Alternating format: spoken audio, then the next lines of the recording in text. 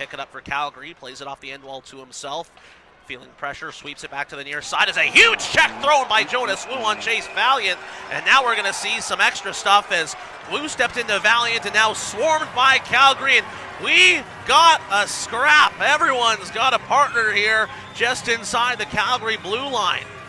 Yeah, Bryce Pickford wants at somebody. He's got to be careful. A little bit too valuable. You have McCann squaring off a little bit with Chase Valiant. McCann doesn't really want a whole lot of it. Wu has backed himself out. He was the one who threw the massive hit on this near side. And, I mean, McCann's just pawing at Chase Valiant. Doesn't really want much there. Meanwhile, Pickford incensed, looking for anybody. And Kent Hanna, bless his soul, the linesperson in charge of handling Bryce Pickford.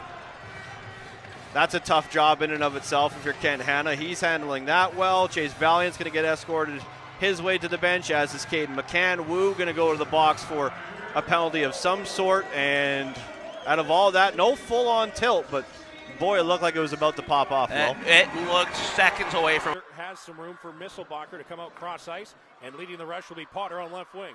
Puts on the brakes. That was Gabriel allowing Potter to get through, but he gets absolutely squashed by Charlie Ellick.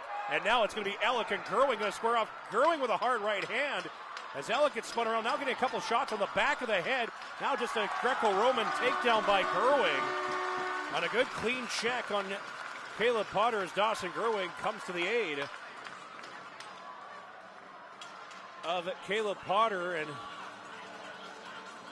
And that's what Charlie Ellick just said. Let's go to his bench, looking for a little bit more. You could see the frustration from Charlie Ellick knowing how good his team is, and he'll get work done a little bit.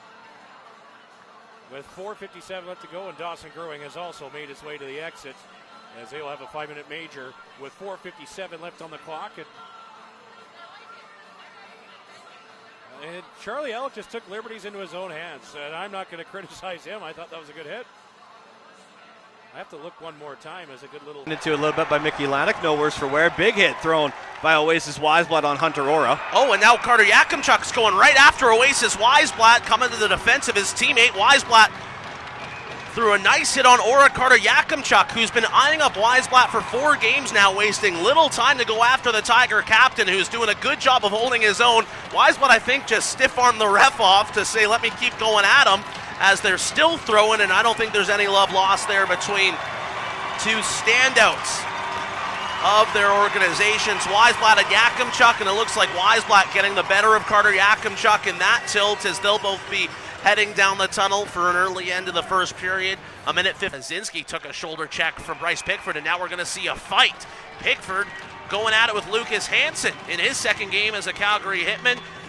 He's squaring off with Bryce Pickford. Pickford with a couple good rights as they'll grapple down to the ice, and Pickford gets one on Hansen as he's fallen down. A nice uppercut thrown as Hansen coming to the defense of his teammate following the check from Pickford onto the back of Adazinski. 2.9 remains in the second period, and we'll see if there's anything extra assessed here, whether it's a 2 or anything added as a result of the Pickford hit that started the